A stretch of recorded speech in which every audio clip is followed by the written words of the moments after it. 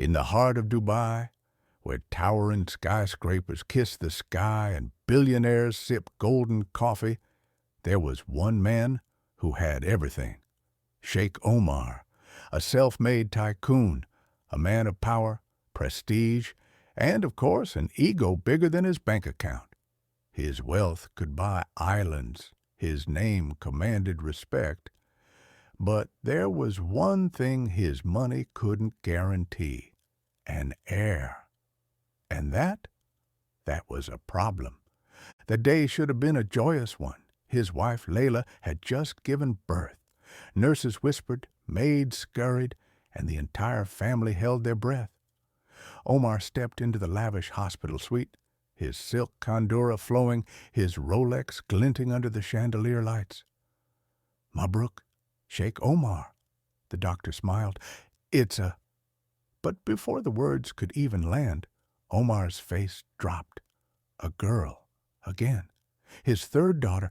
The room, once buzzing with celebration, now felt heavy, the air thick with disappointment.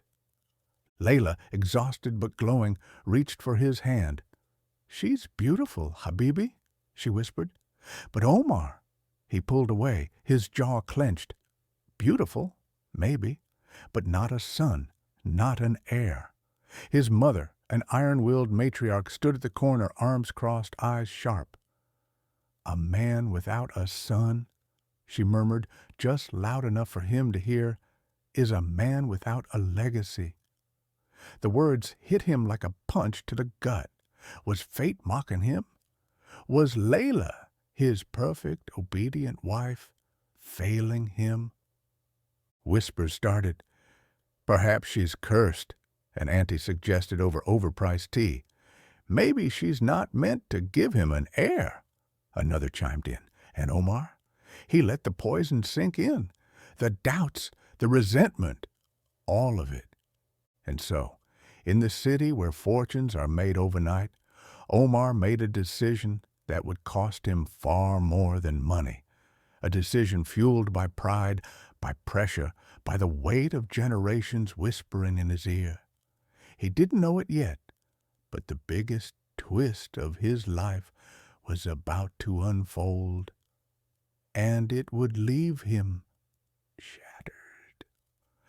Omar sat in his palatial mansion, the city lights of Dubai twinkling outside his floor-to-ceiling windows, but all he could see was his own reflection, stern, brooding, and unsatisfied. The silence in his grand living room was deafening, save for the hushed voices of his mother and relatives echoing from the corner, whispering words that gnawed at his pride. "A man without a son is a man without a future," his mother's voice rang in his ears. "3 daughters, Omar? How will the family name live on?" It wasn't just his mother.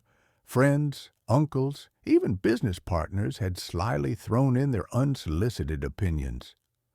"Your wealth needs an heir, Omar, not just daughters who will marry and take another man's name." The words stung, they festered, and the worst part? Omar let them. That night, Layla sat on the edge of their massive king-sized bed, rocking their newborn daughter to sleep. Her face was a picture of serenity, a mother's love radiating from every gentle touch. But when she looked up at Omar, she saw something she hadn't seen before: coldness, distance. "What's wrong?" she asked softly, though deep down she already knew. Omar sighed, his fingers pressing against his temples. "3 daughters, Layla, 3. Do you not see how this looks?" Layla's heart clenched. "How this looks?" she repeated, her voice laced with disbelief. "She's our child, Omar, our flesh and blood, and you're worried about how this looks?"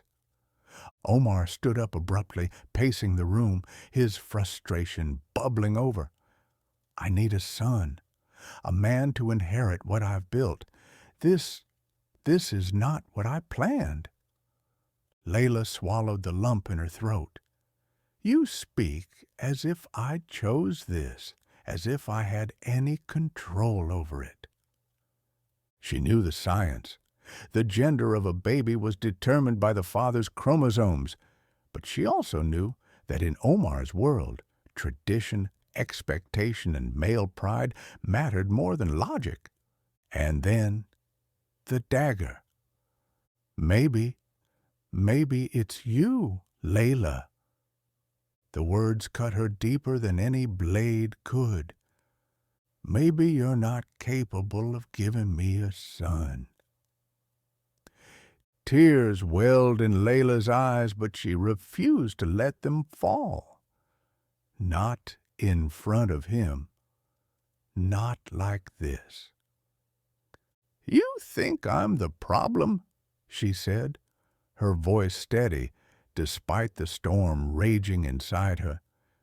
"You think I control this?" Omar didn't respond. He didn't need to. The damage was already done. The days that followed were colder than the marble floors of their mansion.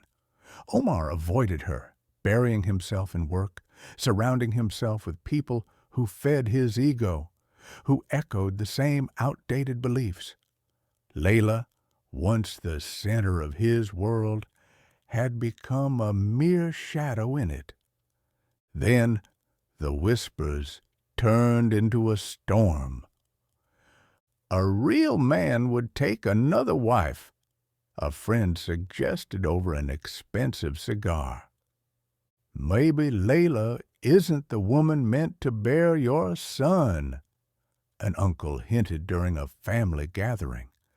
And Omar, blinded by arrogance, let the poison consume him. One evening, Layla entered his office, her hands trembling, but her spirit unbroken. "Tell me, Omar," she said, her voice stronger than she felt. "Do you want to fix this, or are you already gone?"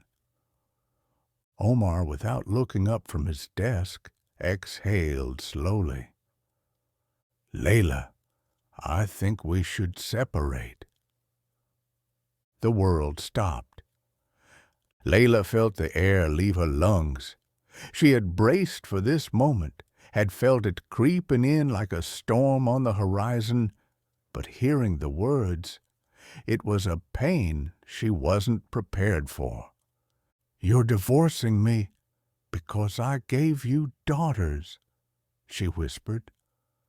Omar finally looked up, and for a second, just a second, there was hesitation in his eyes. But then the weight of expectation pressed on him once more. "I need a son, Layla, and I can't wait forever." A bitter laugh escaped her lips. "Wait forever?" she echoed. "We've barely tried, Omar.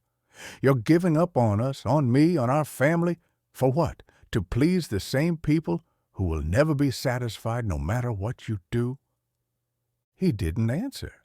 Layla wiped a stray tear from her cheek and straightened her back.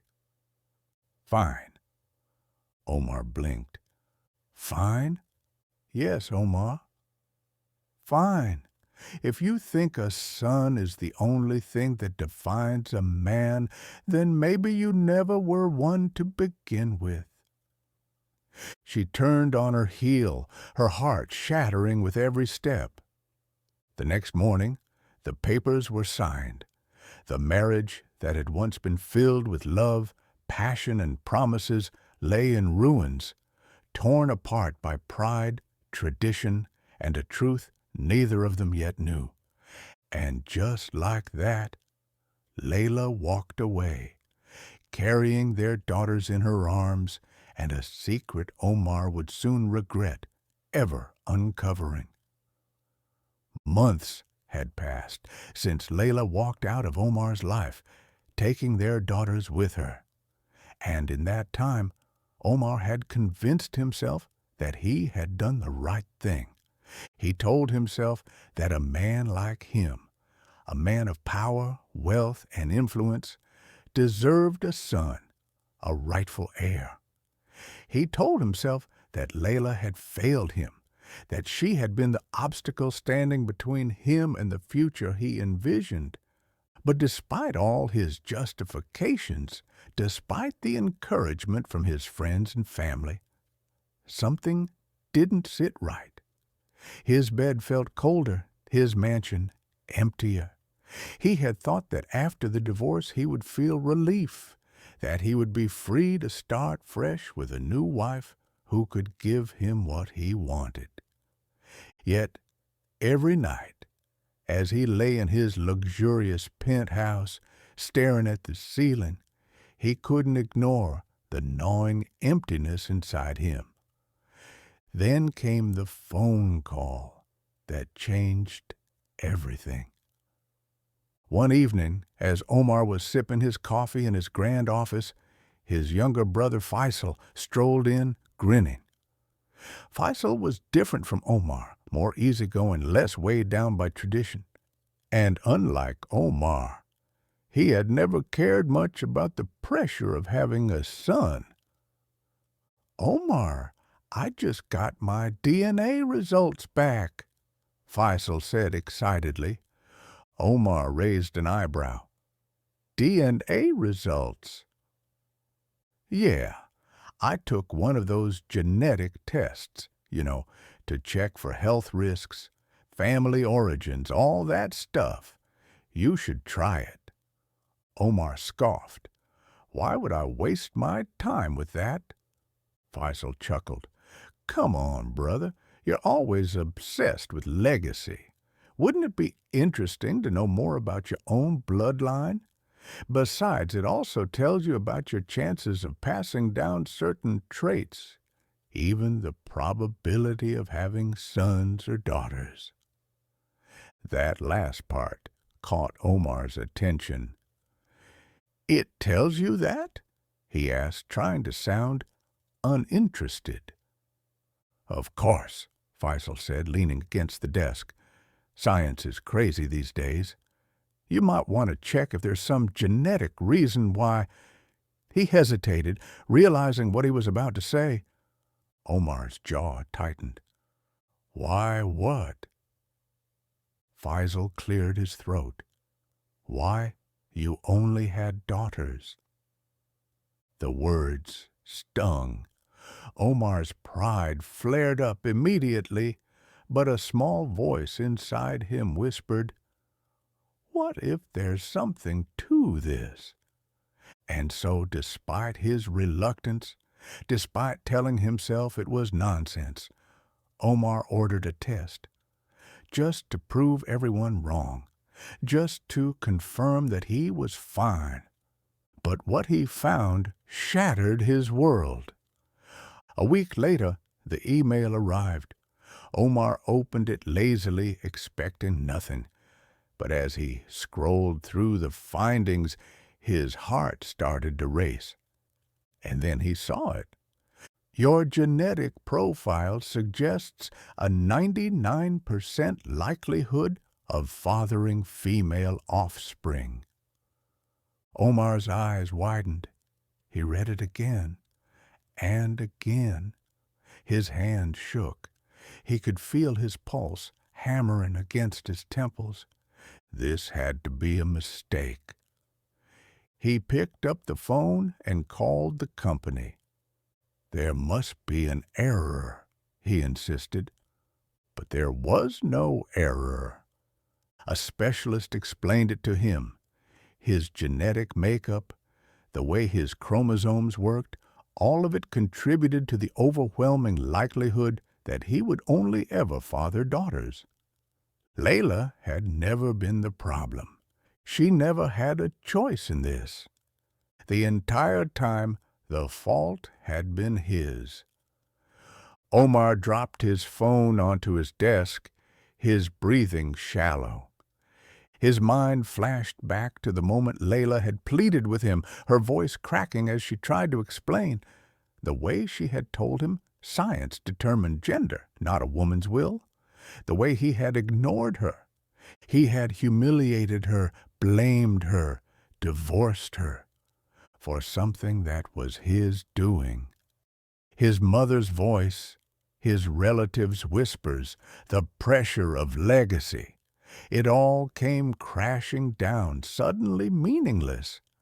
What had he done? For the first time in his life, Omar felt powerless. He, who had built empires, who had made million-dollar deals with a mere signature, he had thrown away the one thing that truly mattered. His family. In a rush of desperation, he grabbed his phone and dialed Layla's number. His heart pounded as it rang. Once, twice. Then an unfamiliar voice answered. "Hello?" Omar's stomach dropped. "Who is this?" "This is Layla's assistant. May I ask who's calling?" Assistant? Layla had an assistant. "This is Omar, her husband." He caught himself. "Her ex-husband." There was a pause. Then the assistant's voice turned cooler. "Mr. Omar, I'm sorry, but Layla is not available to take your call." "Wait," he blurted. "Please, I need to speak to her." "She's busy." "It's urgent." The assistant sighed. "Mr. Omar, Layla has moved on. I suggest you do the same." Click. The call ended. Omar stared at his phone, disbelief washing over him. Layla had moved on?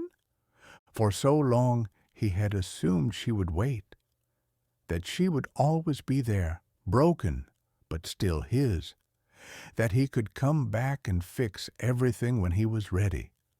But Layla wasn't waiting anymore. She had built a new life, a better life. And Omar? For the first time, he understood what true loss felt like.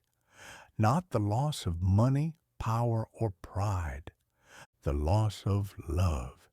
The loss of a family he had taken for granted. And the worst part? It was too late to fix it. Omar sat alone in his massive penthouse, the city of Dubai sprawling beneath him like a kingdom he no longer felt connected to. The skyline glowed with 1,000 lights, but none of them warmed the growing emptiness inside him. For years, he had believed power and wealth could solve any problem, that his word was law, that he was in control. But now, as he stared at his reflection in the glass, all he saw was a man who had lost everything. Layla was gone. His daughters, his only true legacy, were growing up without him. And the worst part, he had no one to blame but himself. Days turned into weeks, and Omar found himself haunted by memories. He could still hear Layla's laughter echoing through their home, the way she used to tease him when he acted too serious, the way she would hold his hand under the dinner table when no one was looking. He remembered the late nights when their first daughter had been born, how Layla had held the baby with so much love, whispering promises to her while Omar had stood awkwardly nearby, waiting for something he didn't even understand back then. And then his own voice came back to him, the cruel words he had thrown at her the night he told her she had failed him, the coldness in his tone, the way her eyes had filled with unshed tears. "Maybe you're not capable of giving me a son." The words rang in his head like a curse. Now, knowing the truth, knowing that it had been his genetics all along, the guilt was unbearable. Layla had suffered because of him. She had been humiliated, blamed, cast aside for nothing. And now she had moved on. Omar wasn't a man who gave up easily. Despite everything, despite the shame burning inside him, he had to try. He needed to see Layla, to tell her the truth, to ask, no beg, for her forgiveness. One evening, he found himself driving to her new home, a villa in a quieter part of the city. He had searched for her, made calls, even asked his business connections to track her down. And now, standing at her front door, his heart raced in a way it never had before. Not in business deals, not in high-stakes negotiations. This was different. This was real. Taking a deep breath, he knocked. A few moments later, the door opened, and there she was. Layla. She looked different. Not in a drastic way. She was still the same beautiful woman he had married. But there was something stronger about her now, a confidence, an independence that hadn't been there before. For a long moment, neither of them spoke. Then, finally, she broke the silence. Omar. Her voice was calm, unreadable. Layla, can we talk? She hesitated, glancing behind her. Omar followed her gaze and felt his stomach twist. In the living room, their 3 daughters sat on a plush carpet, playing with dolls and laughing together. They looked happy, without him. I don't know if there's anything left to say, Layla finally replied, her voice softer now. Omar swallowed hard. Please, just 5 minutes. She sighed, then stepped aside, allowing him in. They sat across from each other in the living room, the sound of their daughter's laughter filling the space between them. Omar took a deep breath. Layla, I took a DNA test. Her expression remained unreadable, but he saw a flicker of curiosity in her eyes. And? She asked. And I found out. He exhaled, rubbing a hand over his face. I was wrong about everything. Layla tilted her head slightly, waiting. It was never you, he admitted, his voice raw. It was me, my genetics. He swallowed the lump in his throat. I can only have daughters. For a long moment, she said nothing. Then finally, she let out a small, almost bitter laugh. You ruined our family over something that wasn't even my fault? The word stung, but he nodded. Yes, and I hate myself for it. Layla's gaze softened, but only slightly. Do you have any idea what you put me through, Omar? The humiliation, the shame, the way people looked at me like I was defective? Omar closed his eyes, guilt washing over him. I know, and if I could take it all back, I would. But I can't. All I can do is tell you the truth and hope that one day you'll forgive me. Layla sighed, looking away. It's not just about forgiveness, she said. It's about trust, about respect, about everything we lost. He wanted to argue, to promise he could fix things, that he had changed. But deep down, he knew some mistakes couldn't be undone. "You've moved on," he said quietly, looking around her home. "Haven't you?" Layla hesitated, then nodded. "Yes, Omar, I have." His heart clenched. "Is there someone else?" The question came out before he could stop it. Layla's expression didn't change. That's not what matters. But Omar understood. She was gone. Even if she wasn't with someone else, she wasn't his anymore, and she never would be. He looked at his daughters, the little girls he had abandoned in his blind pursuit of a son. He had wasted so much time, lost so many precious moments. "Can I see them?" he asked, his voice barely above a whisper. Layla studied him for a moment. Then, finally, she nodded. "They deserve to know their father, but Omar—" She met his eyes, her gaze firm. "You will never hurt them the way you hurt me." He nodded, emotion tightening his throat. "I swear."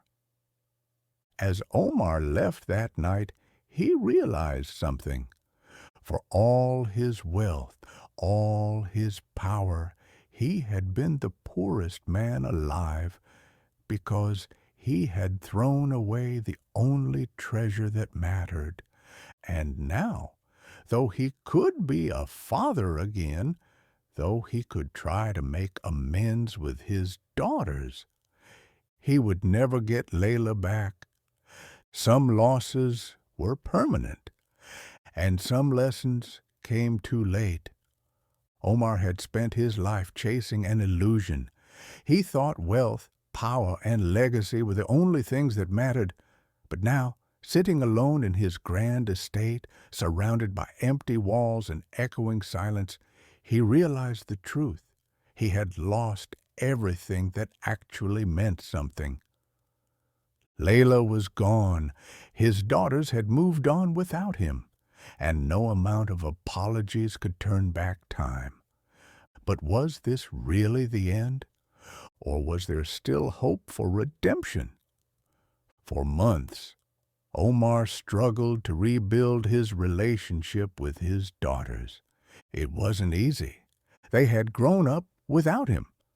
The eldest, Amina, was old enough to remember the divorce, the tension, the way he had left.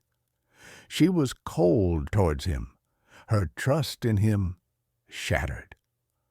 "Why now?" she had asked when he first tried to visit. "Why do you care all of a sudden?" Omar had no good answer, but he refused to give up. He showed up at their school events. He sent them gifts, not out of guilt, but because he truly wanted to be part of their lives. He started learning about their interests, their dreams, their fears, and slowly, very slowly, things began to change. His youngest, Lena, was the first to warm up to him. She didn't remember the pain of the past the way Amina did. To her, he was just Baba, the man who now showed up at her ballet recitals and clapped the loudest. But Amina? She wasn't so easily convinced.